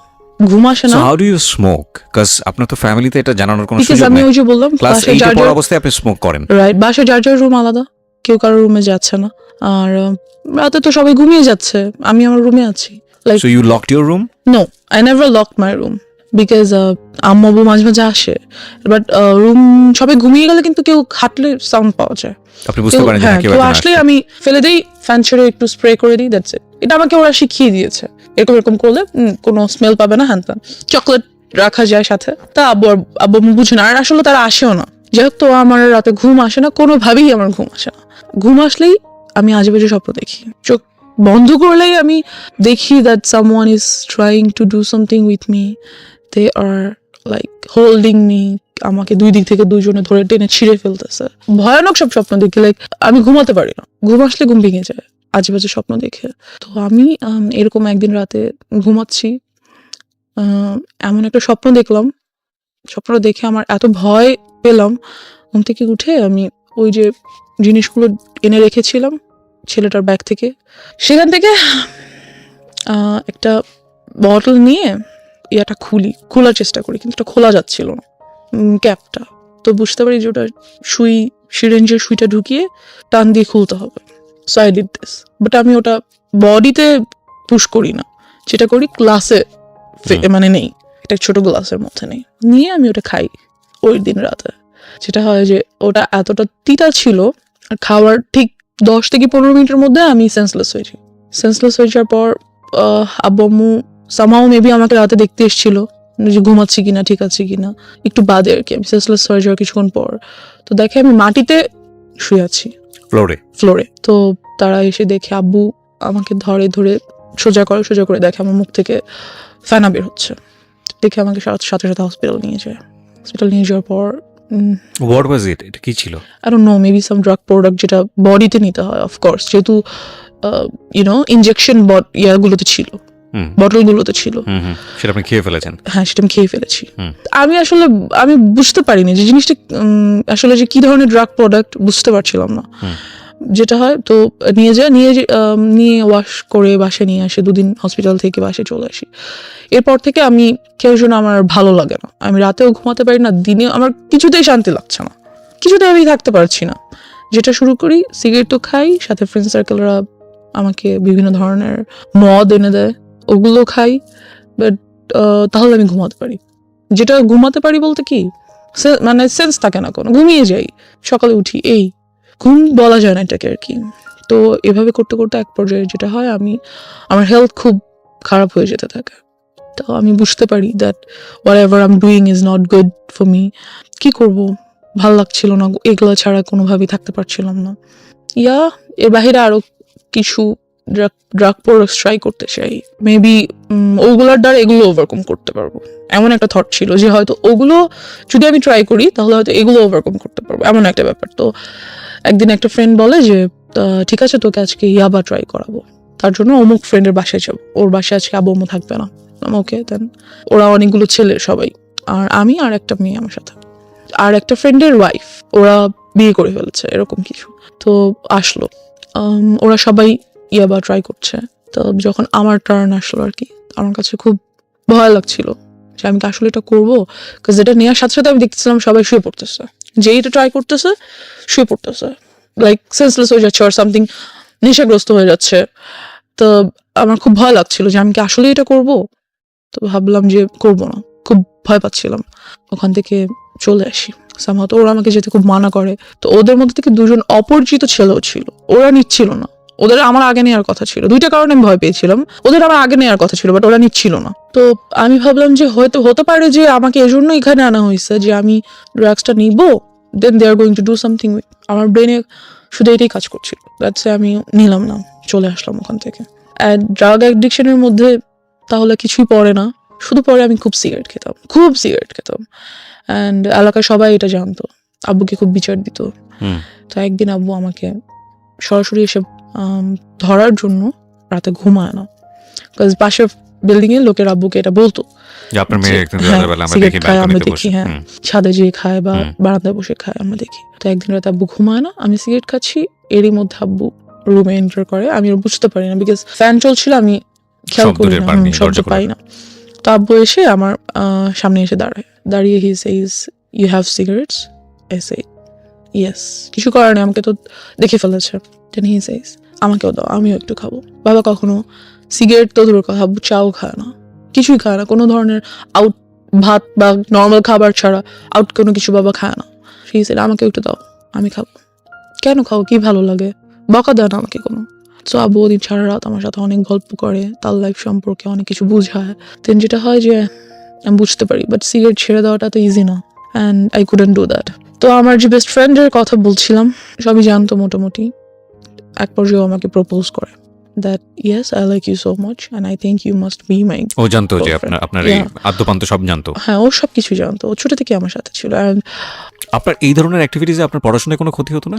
হ্যাঁ, অফকোর্স, আমার রেজাল্ট অলওয়েজ খারাপ হতো, পড়াশোনায় মনোযোগ ছিল না, এরকম চিন্তা করে দেখেন, একটা root cause basically sexual harassment, and ওই জায়গাটা থেকে একটা মেয়ের জীবনটাকে কিভাবে অন্যদিকে নিয়ে যাচ্ছে। ওকে, তো ওর প্রপোজালটা আমি অ্যাকসেপ্ট করে ফেলি। ও আমার ক্লাসমেট, অ্যান্ড বাট ও জানি না ও ইচ্ছা করে কিনা বা আল্লাহ প্রদত্ত হতে পারে, ওর সাথে থাকার কারণে দেখা গেছে আমি অনেক কিছু স্কিপ করতাম। লাইক হ্যাঁ আচ্ছা কোচিংয়ে যাও, প্লিজ যাও পড়ো, ওকে আমার নোটা নাও, লাইক পড়াশোনার ব্যাপারেও আমাকে খুব হেল্প করতো। অ্যান্ড যেটা হতো যে যেই জিনিসটাতে আমি ভয় পেতাম, like if somebody touches me, আমি এটা কখনো নিতে পারতাম না, যে কেউ আমাকে টাচ করতেছে, আমার কাছে এসে কোনো ছেলে বসলো আমার বিরক্ত লাগতো, ভালো লাগতো না। আমার আমি হ্যালুসিনেট করতাম that he is coming towards me, trying to touch me, something like that. আমি মেন্টালি লাইক কি বলবো উইক হয়ে যাচ্ছিলাম। বাট এই কাজটাও কখনো করতো না, যেটা আমাকে ওর কাছে খুব কমফোর্ট ফিল করতাম। Okay okay, because he never use to do this, যেটা আমার ছেলেদের প্রতি অলওয়েজ থিঙ্কিং ছিল, এই কাজটাও করতো না কখনো আমার সাথে। So he was like very friendly with me, helpful, lovable, something like that. তো নোট করে দিত, আমার সব নোটও করে দিত, হোমওয়ার্ক করে দিত, লাইক ও আমাকে ইন্সপায়ার করতো সব কিছুতে, আমাকে বুঝায় বলতো। I use to cry with him that I had all this in my life.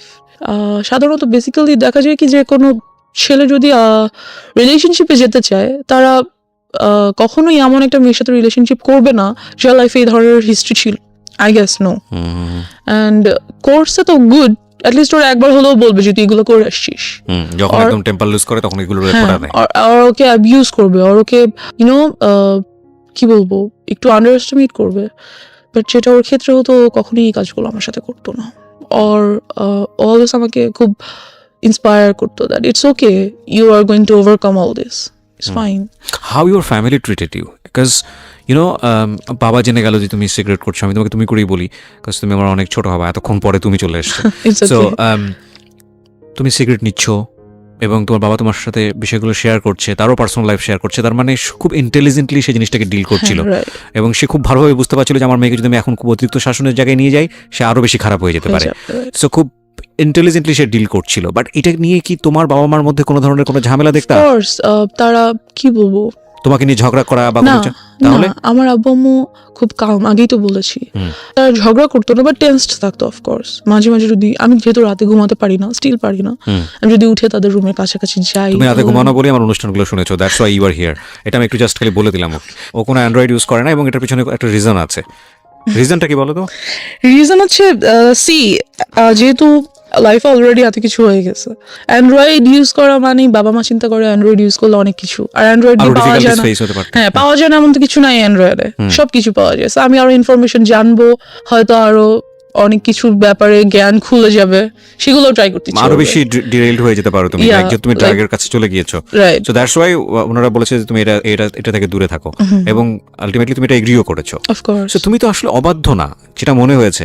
এবং তারপরেও এই বিষয়গুলো যখন ফ্যামিলি জেনে গেল, তোমাকে ড্রাগের কাছ থেকে সরানোর জন্য কি করেছে তারা? ড্রাগের কাছ থেকে যেটা আমি বললাম যে ইয়াবাটা মাঝে মাঝে ট্রাই করতো। ওকে। তো ওটার জন্য আমাকে রিহ্যাবে পাঠানো হয়েছিল। এক পর্যায়ে তারা রিহ্যাবে পাঠালো? যখন বাবা জেনে যায়। কোন ক্লাসে ছিলে তখন তুমি? 9-এ। ক্লাস 9-এ। আচ্ছা, তারপর? বেশি দিন আমি ছিলাম না অবশ্য সেখানে। বেশি দিন কি, আই মিন টু সে ওখানকার ডাক্তারদের সাথে খুব কথাবার্তা হতো, আর যা ট্রিটমেন্ট ছিল বাসাই তা চলতো। বিভিন্ন ধরনের মেডিসিনস অ্যান্ড ট্রিটমেন্টস ওগুলো বাসাই হতো। তারপর আস্তে আস্তে সেগুলো থেকে চলে যাই। অ্যান্ড আল্লাহর রহমতে আমি এখন কোনো কিছুই আর নেই না, nothing. I'm totally out of it. এখন তো ফ্যামিলি সবকিছু জানে তোমার সম্পর্কে। হ্যাঁ, তো সবকিছু জানার পরে তারপরে সবকিছু বলতে জানে আর কি, মানে ডেফিনেটলি তুমি যেগুলো এখানে যেগুলো বলেছো সেগুলো থেকে আমার কাছে মনে হয়েছে যে অনেক কিছুই জানে।